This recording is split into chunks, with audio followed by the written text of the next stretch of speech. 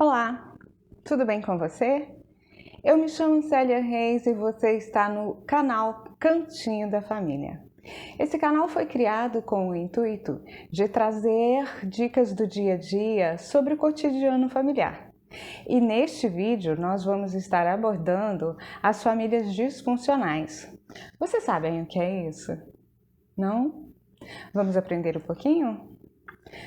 Vamos abordar 3 itens nesse vídeo falando um pouco da família disfuncional. O primeiro deles é justamente a falta de estímulo. Vamos trabalhar ou vamos trocar ideias aqui sobre a questão da falta de estímulo por parte da família. O segundo item que nós vamos estar abordando nesse vídeo fala um pouquinho sobre a questão da não permissão. Como é que as famílias disfuncionais lidam com essa questão com os filhos? Como eles trabalham essa questão de o que é permitido e o que não é permitido? Como isso se constrói ao longo da educação dessas crianças? Como os responsáveis lidam com isso? E o terceiro item da família disfuncional fala a respeito da questão das discussões de um modo geral. Como isso se passa, como acontece na vida ou no cotidiano familiar.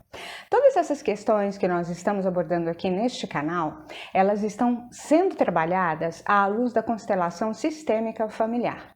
É um tipo de terapia que é realizada justamente para desenvolver, ou melhor dizendo, para identificar o desenvolvimento de padrões repetitivos que ocorrem no cotidiano das famílias. E entre eles nós vamos abordar vários aqui no vídeo de hoje. Então vamos lá para a primeira chamada, que é justamente a falta de estímulo. Na maioria das vezes, não existe um manualzinho igual este aqui, que eu estou fazendo uma colinha prática, né? Não existe.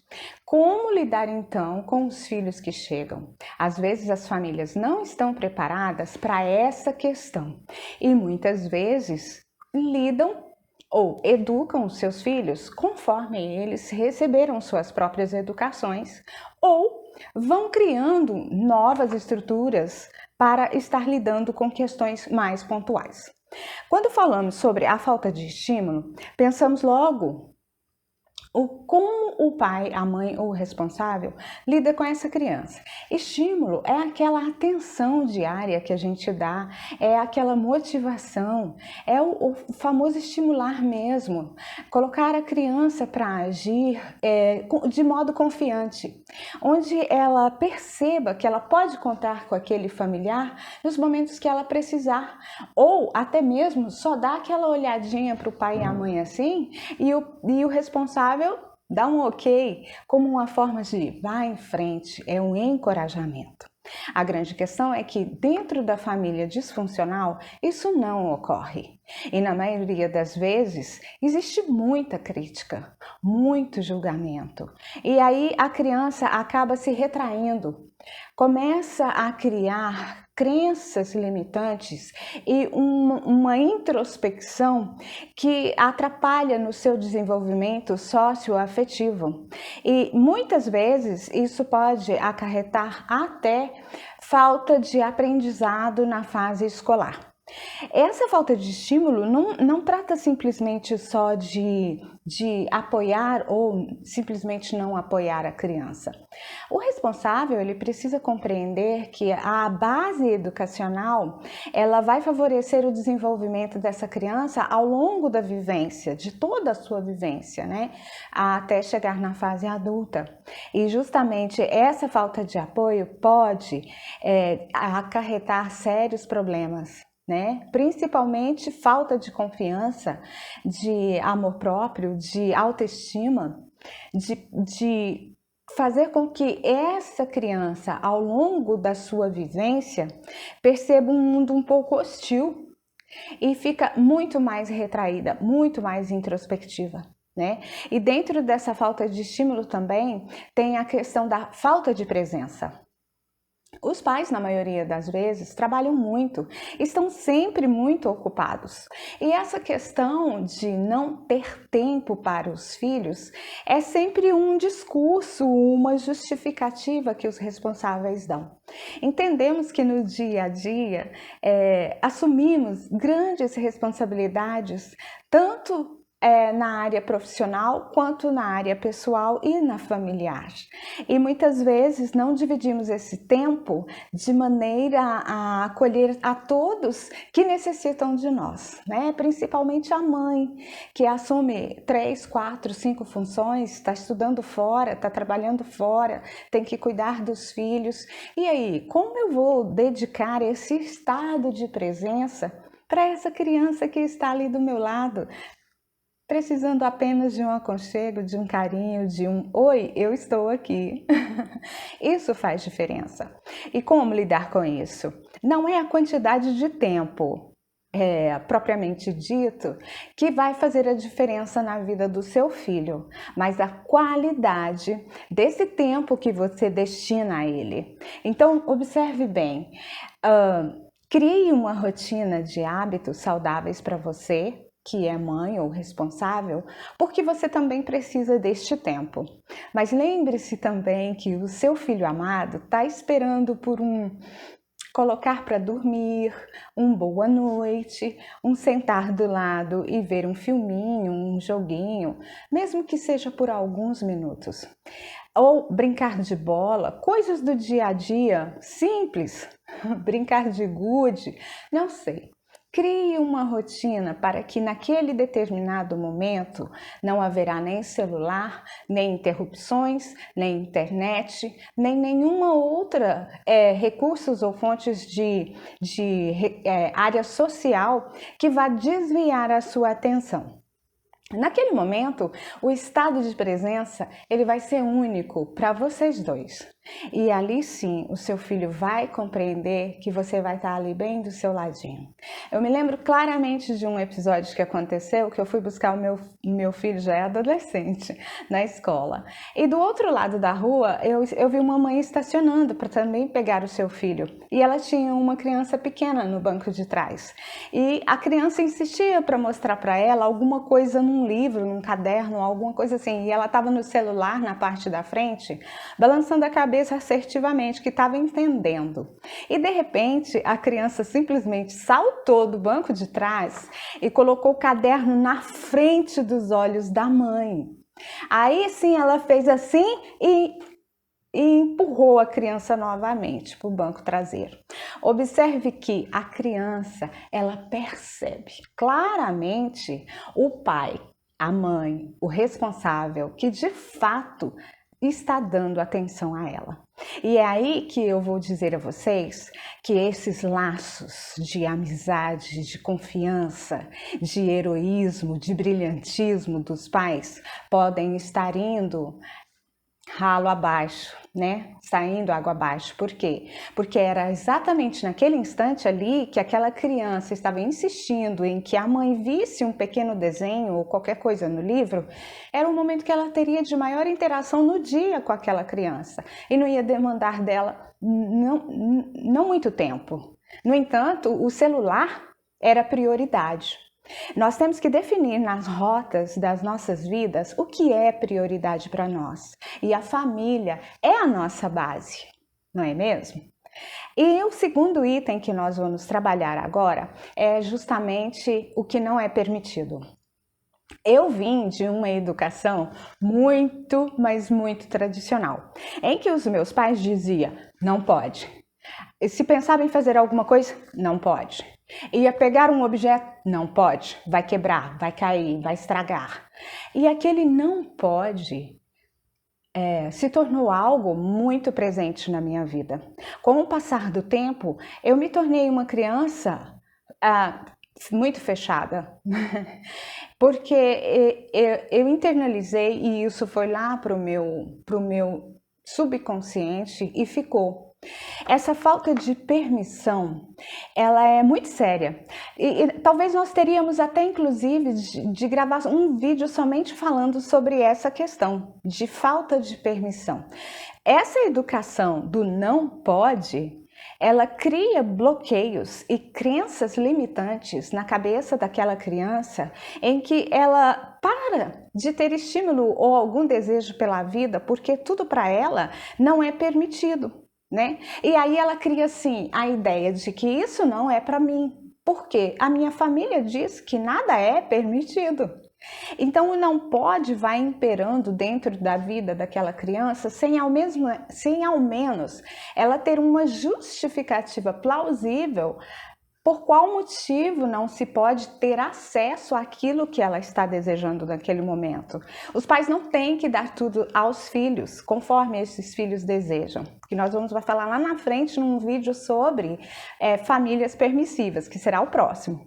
Mas não embarrear, limitar a criança de todos os lados e formas a ponto de ela se sentir engessada. Esse é o principal bloqueio e a formação das crenças limitantes dentro desse ser. A falta de permissão, eu não estou dizendo permissividade, eu estou dizendo permitir que aquele ser possa desenvolver algum tipo de atividade de forma mais livre e espontânea. E o que ocorre é que a família vai limitando e essa crença vai criando na cabeça, se concretizando como um modo de condicionamento de vida. E aí, o que acontece? Eu não posso ser feliz, promoção no trabalho não é para mim, não é permitido, eu não posso me enriquecer, eu não posso ter uma vida saudável, uma vida confortável, nem para mim, nem para minha família. Eu não posso acumular bens, porque isso não é permitido, porque a família que muito educa os filhos na crença da não permissão é uma família que está, infelizmente, vibrando na falta, na escassez. E por mais que ela tenha se esforçando ali naquele momento, tentando educar o seu filho de uma forma mais correta, infelizmente ela está bloqueando.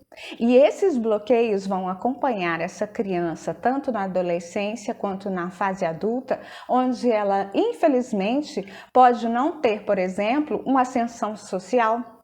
Ela pode não ter um êxito profissional, ela pode se sentir uma pessoa totalmente apática, alheia, se transformam em zumbis existenciais, que são aquelas pessoas condicionadas apenas a acordar de manhã, ir para o seu trabalho, realizar as suas atividades diárias, chega em casa, come, dorme e no dia seguinte novamente.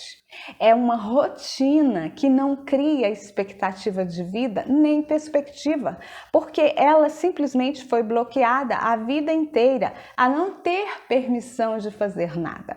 Então, ela não se permite nem ser feliz, nem sequer desenvolver o senso de desejo de algo além do que aquilo que ela já vive.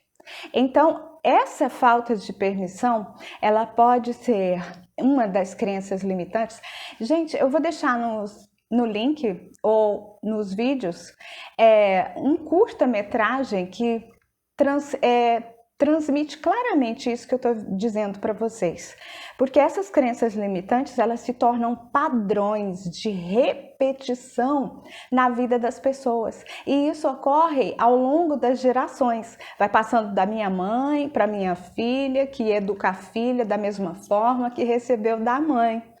Porque a constelação sistêmica familiar, que é a base dos nossos estudos aqui para este canal, ela trabalha muito bem isso, porque os filhos tomam dos pais aquilo que eles dão, que eles podem estar passando para esses filhos. E essa falta de permitir, ela é muito clara, como um bloqueio e uma crença limitante. Um padrão de repetição que cada um de nós, como pais, temos que analisar se a gente realmente está educando o nosso filho para que ele seja um vencedor, para que ele seja uma pessoa capaz de driblar as dificuldades da vida com uma forma de resolução prática. Ao invés de nós estarmos mostrando para eles que a vida é muito difícil, que é assim mesmo que tem que ser, que temos que trabalhar duro porque senão a gente não consegue nada na vida. E esse trabalhar duro já coloca na cabeça do ser humano que ele pouco provavelmente vai se dar bem na vida, né? Na casa dos meus pais, por exemplo, o meu querido papai que já faleceu dizia, pobre tem que trabalhar. E a minha mãe do outro lado, com uma visão totalmente diferente, dizia, não, tem que estudar, né? Para ganhar dinheiro tem que estudar. E o que acontece é que se a gente coloca muita força, dureza na vida, o que a gente vai receber de volta é a dureza da vida. Então, se nós colocamos leveza, sabedoria, ponderação sobre os acontecimentos diários, esses bloqueios eles vão se dissolvendo, porque haverá dentro dessa família uma mudança de perspectiva. Então, as famílias disfuncionais, às vezes elas não tem mesmo esse conhecimento de saber de que forma eu vou estar educando o meu filho para que ele seja uma pessoa assertiva, para que ele não enxergue problemas, mas desafios, que ele não fique focado nessa falta, mas que ele busque soluções para resolver a questão que foi proposta a ele, né? Muitas vezes a gente encontra desafios na vida e já começa aquela reclamação ou o desespero. Meu Deus do céu, e agora eu não tenho dinheiro para pagar essa energia, nós vamos ficar todos sem dinheiro, misericórdia, o que vamos fazer? Aí as criancinhas estão lá, né, com aqueles olhinhos bem abertos, todas preocupadas, meu Deus do céu, e ela está entendendo que aquela é a forma de agir quando os desafios chegarem na vida dela, né? Ao contrário de a mãe sentar ali junto com aquelas crianças ao redor da mesa e chamar cada uma para tentar solucionar. Vamos que, mamãe está precisando pagar esse negócio aqui. Qual a forma será que a gente consegue de ganhar dinheiro de maneira honesta para suprir essa determinada demanda que surgiu aqui? Até a escolha das palavras, a forma com que você acolhe seus filhos, mostrando para eles que o desafio chegou, mas é possível resolver. E de que forma podemos fazer isso, não é mesmo? Uma forma mais tranquila, leve, serena, de encontrar desafios e propor soluções. E por fim, porque senão nosso vídeo vai ficar muito longo, vamos falar das discussões. Discussões, de modo geral, precisam ser bem estabelecidas. Por quê?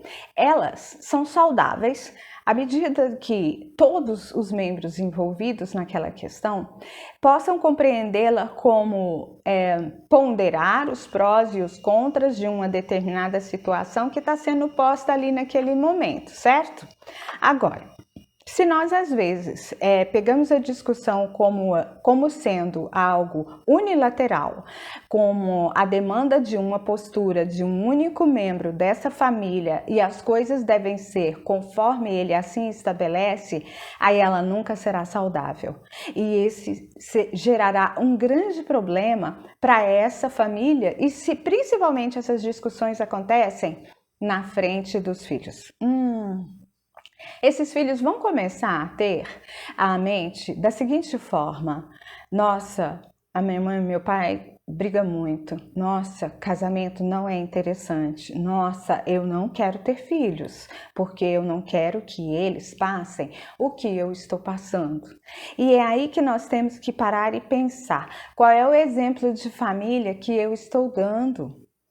Qual é o estímulo? Porque isso acaba sendo um estímulo negativo. É uma abordagem muito negativa que os filhos estão observando, porque os pais eles não educam simplesmente falando.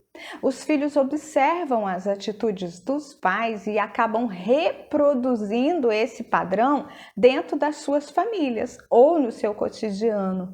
Muitas vezes, eu já fui professora e trabalhei em um projeto chamado Escola e Família, aqui da cidade de Uberaba. E é um projeto extremamente importante, acredito que todas as escolas deveriam desenvolver, porque ele dá essa base de apoio às famílias e faz com que ocorra uma mediação entre todos os envolvidos da escola. E sabe o que surgia lá? Muito depoimento de crianças que passavam por agressividade, né, violência doméstica, e eles tinham sempre essa fala de que não queriam casar, que não queriam ter filhos, porque eles não queriam que os filhos sofressem como eles sofrem. E a gente via muito abuso da parte das famílias disfuncionais, do tipo queimar a roupa da criança porque não queria que ela usasse aquele determinado short ou blusa muito curta. Quer dizer, isso é uma violência, né? E a criança internaliza aquilo de tal forma que ela reproduz. Acabamos criando monstrinhos, infelizmente, com as nossas próprias mãos, porque amanhã ou depois, esse ser humano que recebe tanta violência, tanta agressividade do meio familiar, porque discussões também é uma forma de agressão, ele acaba distribuindo isso na sociedade, né? E é nossa parte, é nossa responsabilidade como familiar buscar esse entendimento, um diálogo saudável entre esses membros ali, fazer combinados com essas crianças. Os responsáveis por elas precisam estabelecer metas, combinados que, se não forem cumpridos, reunir todo mundo na mesa, sentar ou no sofá, onde todos possam se olhar e compreender quais foram os combinados e os não combinados, os descombinados, né? Aquilo que não foi cumprido dentro daquele combinado. E aí avaliar por que não foi e ver com a criança qual a proposta dela para resolver aquela questão. Assim ela se torna corresponsável por tudo aquilo que está sendo desenvolvido também naquela casa. E não necessariamente uma pessoa extremamente autoritária que quer desenvolver as coisas do jeito que ela acha que deve. É aí que, infelizmente, surgem grandes revoltas nas famílias, não é mesmo? Porque quando esse ser não cumpre com os próprios combinados, existe uma falta, um desrespeito. Um desrespeito geral que muitas vezes vai passando. A mãe é desrespeitada pelo pai, a mãe desrespeita os filhos desrespeitam a mãe, os familiares. Por quê? Porque já não existe mais o respeito pela hierarquia, né? A constelação familiar fala muito bem disso. Quem vem antes deve manter o respeito, e se existe isso, às vezes é o dinheiro, ou seja, é a pessoa que detém o dinheiro que está mantendo um sistema autoritário de educação familiar. E é algo que nós precisamos evitar, principalmente na geração de hoje, de agora em diante, porque as crianças não suportam isso mais e existe toda uma rede de proteção para ajudar as famílias, né? Então, a mãe que sofre violência, as crianças que sofrem violências dentro deste lar disfuncional, elas têm as redes de proteção para auxiliá-las, né? E cada vez mais vídeos como esses aqui também têm auxiliado as famílias a procurar um equilíbrio emocional, um tratamento, uma terapia, porque aqui nós não estamos só falando desse pai ou desses responsáveis que discutem, que tem esse desequilíbrio. Eles também precisam de auxílio, precisa de tratamento, precisa de terapia. Precisa de ser visto, enxergado, ouvido, olhar das suas demandas, o que é que dentro dos seus corações não estão conseguindo conciliar tudo aquilo. Às vezes ser pai, ser mãe, ser responsável por uma casa inteira é pesado. E temos que ter a humildade de chegar e falar, não estou dando conta disso, é natural. O mais importante é reconhecer que nós temos limites, todos nós temos limitações. O que nós não podemos é manter um regime autoritário dentro de uma família, ignorando que amanhã ou depois, cada um desses seres aqui podem, infelizmente, serem vítimas ou reproduzirem essa mesma violência nos seus lares, no ambiente social, numa escola, e criar ainda mais bloqueios em suas vidas que vai levar para muito e pode reproduzir nas próximas gerações. Então, a gente vai ficando no vídeo de hoje com essas dicas. Eu acho que é mais um bate-papo entre nós aqui, no cantinho da família, do que, na verdade, em momento algum, no meu pensamento, esses comentários soam como julgamento. Ao contrário, o intuito do canal é justamente trazer luz, apoio, direcionamento e irmos tirando dúvidas e aprendendo uns com os outros nos casos que a gente pode estar trazendo aqui para o canal para exemplificar. E eu vou ficando então por aqui. Se você é novo ou nova aqui no canal, se inscreva, comente, curta, compartilhe, deixe aqui as suas impressões, o que você achou do vídeo, se ajudou, se não ajudou. E eu já deixei um vídeo anterior a esse que falava justamente sobre a base da constelação sistêmica familiar. Eu também sou consteladora e quem necessitar tirar dúvida, aconselhamentos, mediações de conflitos e outras atividades que eu exerço, eu vou deixar aqui no final do vídeo o meu cartãozinho com os contatos. Um grande beijo a todos vocês, luz e paz em seus caminhos e fique ligado, porque no nosso próximo vídeo nós vamos falar das famílias permissivas. Xiii! O que será que vai sair daí, hein? Ficaram curiosos? Então me aguarde. Até a próxima semana. Beijo, tchau, tchau!